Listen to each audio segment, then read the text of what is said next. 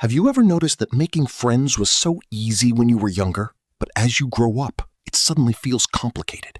You can have a good job, a stable life, even people around you, yet still feel like something is missing. Real friendship.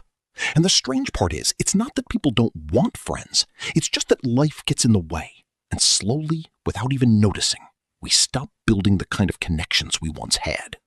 In this video, we're going to explore why making friends becomes harder as adults, what psychology says about it, and most importantly, what we can do to actually fix it and build real connections again. The first reason is something most people don't even notice. We lose the natural environments where friendships used to happen. When you were younger, friendship didn't require effort. School, university, even your neighborhood, you kept seeing the same people again and again. That repetition naturally built connection without forcing it.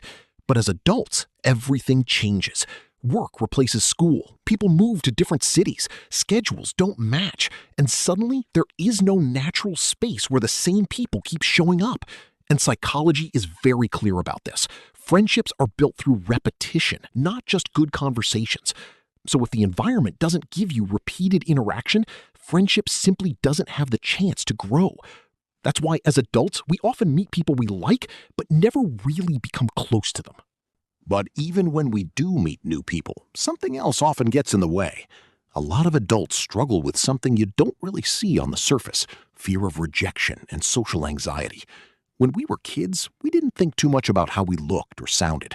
We just talked, laughed, and moved on. But as adults, we start overthinking everything.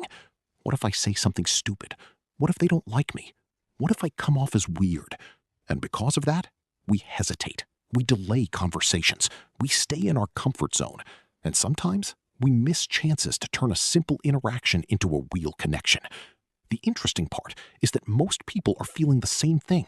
They also want connection, but they're also afraid to take the first step. So what happens is, two people who both want friendship end up acting distant. And let's not forget the most important part, the past experiences. Maybe we've been hurt before. Maybe it was a toxic friendship. Maybe someone ghosted you, betrayal, or just a connection that ended in a way that made you think twice about trusting people again. And even if it happened years ago, it stays somewhere in the background. So now, when you try to open up to someone new, there's this small voice in your head saying, what if they betray me too? What if I trust them and it ends badly again? And sometimes we overprotect ourselves so much that we don't really let anyone in at all. The irony is that this protection that was supposed to save us ends up isolating us instead. So instead of rushing to trust someone fully, the solution is simple. Start small. You don't need to open up everything about your life in the first conversation. Trust is not something you give instantly. It's something that builds slowly over time. And most of the time, it's not about you being unlikable. It's just old experiences still echoing in the background. And there's one more problem that makes everything even worse. Social media. Because even when you feel like you're doing okay, you open Instagram or TikTok, and suddenly it looks like everyone has a perfect social life. People are always traveling together, always laughing in groups, always surrounded by friends who seem extremely close. And without realizing it, your brain starts comparing. Why don't I have that? Why does it look so easy for them but not for me? But what we forget is that social media is not real life. It's a highlight reel. You're seeing the best moments of people's lives, not the empty nights, not the loneliness, not the friendships that also take effort to maintain. And this constant comparison creates a silent pressure that makes you feel like you're behind in something you can't even clearly define.